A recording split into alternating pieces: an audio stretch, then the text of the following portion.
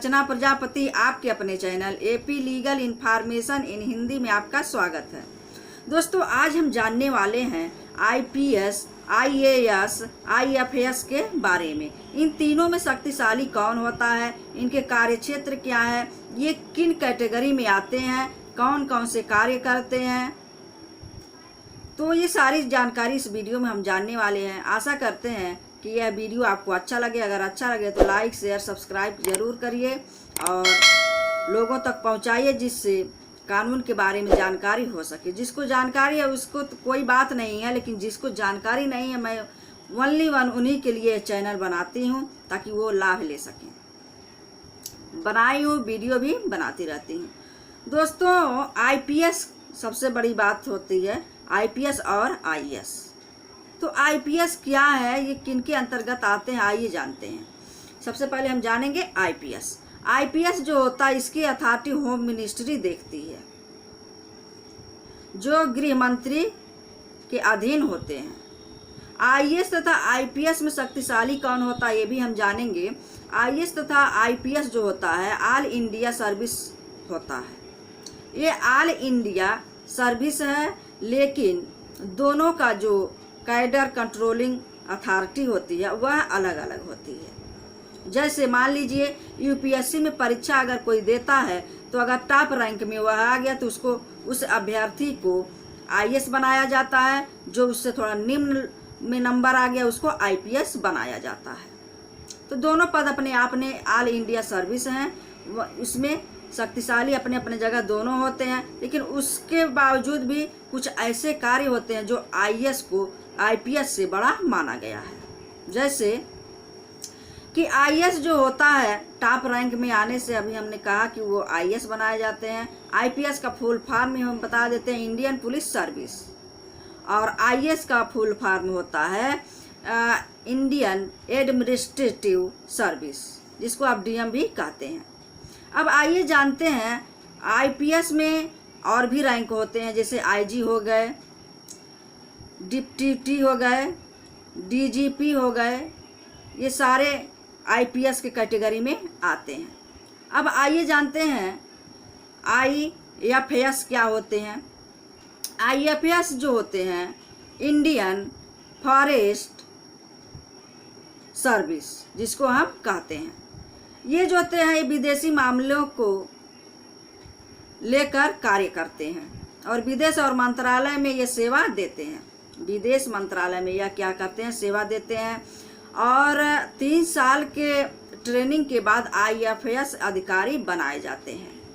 सबसे बड़ी बात यह है कि एक बार अगर यूपीएससी के परीक्षा में जो टॉप रैंक पर आ जाता है, जिसको आईएएस बनाया जाता है, वह पुनः दोबारा परीक्षा में नहीं बैठ सकता है। लेकिन आईपीएस पुनः दोबारा परीक्षा में बैठ सकता है। सबसे बड़ी बात यह है कि आईएएस जो होता है के कार्य अभी हमने देखना बाकी है। आईएएस के कार्य जो होते हैं कि संसद में बनने वाले कानून को वह अपने इलाके में लागू करवाते हैं तथा नई नीतियों का भी वह अहम योगदान निभाने का कार्य करते हैं। नई नीतियां भी बनाते हैं और अहम योगदान भी निभाते हैं। आईपीएस का कार्य हम देख लेते हैं। आईपीएस अधिकारी जो होते हैं कि अपने कार्य क्षेत्र के अंतर्गत कानून व्यवस्था को बनाए रखते हैं और उसको सुचारू रूप से चलाने का कार्य करते हैं। अब आइए जान लेते हैं कि आईएएस तथा आईपीएस दोनों सेवाओं का जॉब जो होता है, प्रोफाइल बहुत ही सर्वोच्च होता है।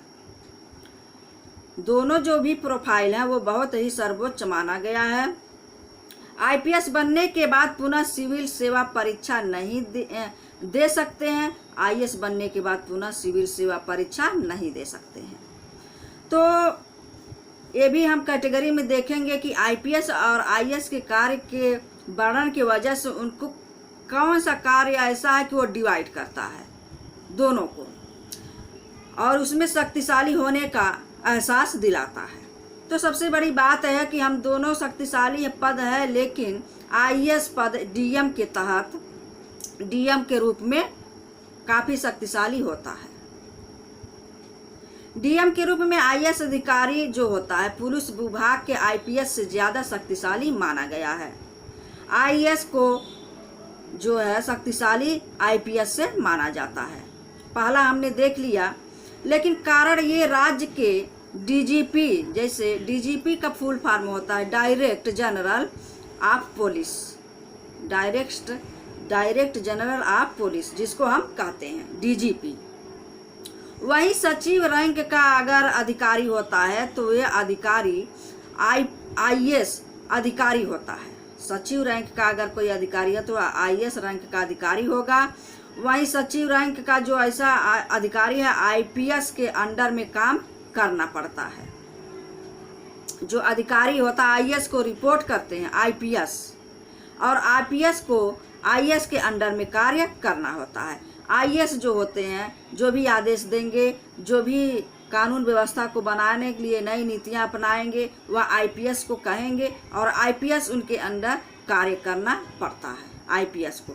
अब आइए जानते हैं आईपीएस को आईएएस के अंडर में काम करना पड़ता है तो आईएएस और आईपीएस यूपीएससी परीक्षा द्वारा ही आते हैं। दोनों जो होते हैं वो यूपीएससी परीक्षा के माध्यम से ही आते हैं, लेकिन सिर्फ रैंक का फर्क पड़ता। अभी हमने ऊपर आपसे बताया कि जो ज़्यादा नंबर पाते हैं तो वो आईएएस बना दिए जाते हैं, जो कम नंबर पाते हैं वो आईपीएस बना दिए जाते हैं।